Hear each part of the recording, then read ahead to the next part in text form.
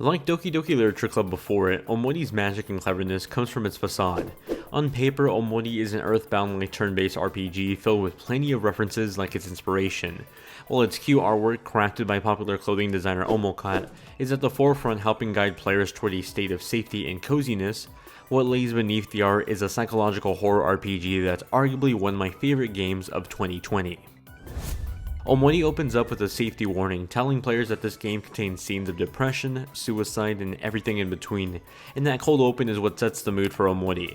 While the mix of cute illustrations and charming pixel art is sure to lure you in with a sense of comfort, Omori truly is more disturbing.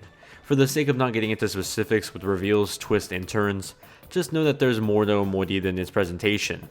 Its story tackles the forgotten past and how certain choices in the past can lead you down completely different paths. Overall, Omori took me roughly 20 hours to beat, and that was at a somewhat speedy pace, but for the completionists out there, looking to collect everything or just unlock more than one of its multiple endings, you'll be playing this game well above 30 hours. Throughout my playthrough, I felt sympathy for the characters, but also anguish when the key reveals came. Omori did a great job at flipping the script when it came to emotions for its characters, and in many ways, I was impressed with how it went about handling sensitive topics that most games don't always know how to execute. I keep coming back to Doki Doki Literature Club for a comparison, but that feels like the most comparable title to go about explaining Omori without possibly spoiling it. If you needed an elevator pitch, Omori would quite literally just be the themes and story of Doki Doki Literature Club meets the humor and gameplay of Earthbound. Omori is as classic RPG as it gets, feeling like a long-lost SNES game only with amazing illustrations and animations, perhaps more like a Sega CD RPG then. Nevertheless, Omori feels like comfort food for an RPG fan like myself. You control a young boy named Omori who deals with finding his voice and struggles to convey his feelings. He's lost and often misunderstood. He's the protagonist who, along with his group of friends, we control in this overview map of some otherworldly dimension. Exploring the world was joyous, but rather simple. Characters have a simple movement speed and a run speed that almost looks a bit comical in practice, though it is quite effective for getting around quickly. Across the map, different obstacles and enemies populate the many types of terrains, from space pirates to plants that come to life. You'll fight all sorts of things. That goes for obstacles too, like this giant piece of cheese. Luckily, each character has their own unique ability that helps them traverse the terrain around them. For example, Omori can stab things to break them down, while his friend Aubrey can use her bat to break down large blocks. When running into enemies, you'll be presented with a battle screen that looks like a modified version of the Earthbound battle system. Each character is assigned to a corner of the screen with an HP and juice gauge. The HP gauge is pretty self-explanatory, but the juice gauge is this game's version of a magic gauge, a source that fuels each character's skills. Along the middle of the screen is the energy gauge that fuels Omori's interesting party attack mechanics. You see, you can think of this as a synergy gauge. Every turn you'll earn some energy that can either be used to call or look at another party member during an attack. For example, during Aubrey's attack, you can have her pass her attack to another character for added power, or look at another character for perhaps an added stat boost or another attack. Should you decide to stockpile your energy, you can use it up completely for something similar to Persona's all-out attack, dealing maximum damage on any of the unsuspecting bosses. While the idea of party attacks and follow-up attacks aren't new, I love this approach to it with Omori that flowed well, especially during the more challenging battles. The challenges progressively got better over time, as the early hours of the game were a breeze, but by the time I started to level up my characters and earn enough skills to fill up my attack menu, bosses started to give me a lot more trouble if I wasn't smart about my moves. Overall, Omori had a compelling battle system that went hand in hand with the fun abstract world that lingered between beautiful and frightful. Plenty of bonus content that unlocks branching paths filled the world, adding to its replay value, lore, and in my research this week, the community engagement just trying to find out every little thing about this game's story, which I was more than happy to be a part of. Omori was originally going to be released on Nintendo 3DS and PC, but since its long turmoil development cycle, those plans fell through with it only coming to PC for the moment and Nintendo Switch at some point next year. I mention this because a lot of those original 3DS design elements are still here. Omori runs at a 4:3 aspect ratio that doesn't always scale up to the right resolution on my PC.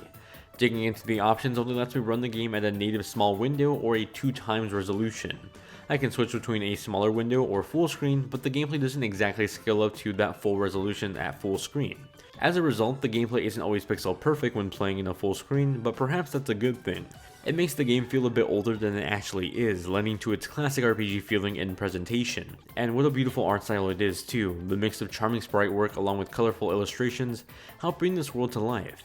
The sprite work felt authentic to the inspiration behind this title, coming off as a long-lost classic RPG. The wacky worlds the adventure takes you on never cease to amaze me either. Likewise, the illustrations by the Omocat team were phenomenal. Seeing all the different types of monsters I got to fight, the animations of my teams fighting them, was just astonishing. At times they equally brought me joy as much as they did fear when the story would decide to throw in some surprises. That slight sense of cuteness to every illustration would later help drive any scares or twists that the story would throw at me.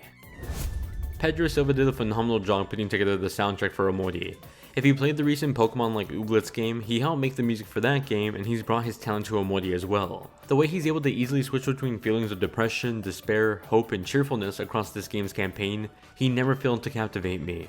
The Tussle Among the Trees song continues to be stuck in my head while writing this review, and I'd go as far as saying it's one of my favorite songs of the year. These songs in many ways act as the different voices of the story's characters as well.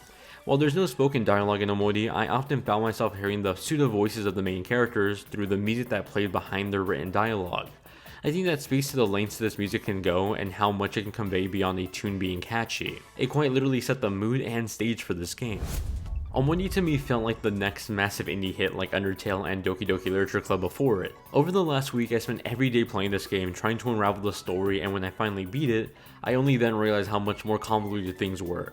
The multiple endings, the different possible bosses, the paths that I could have gone on if I did things a little bit differently. Even now as I write this review, the community is trying to decipher a whole new branch in the story that might lead to another end.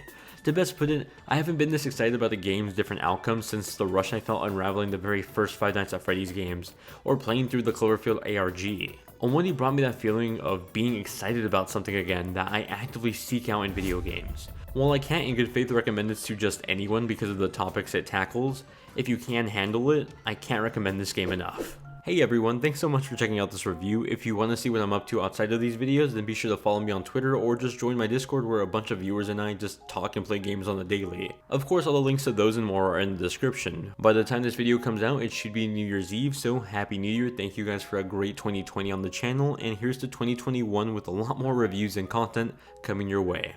Love you guys very much, and I'll see you all in the next one.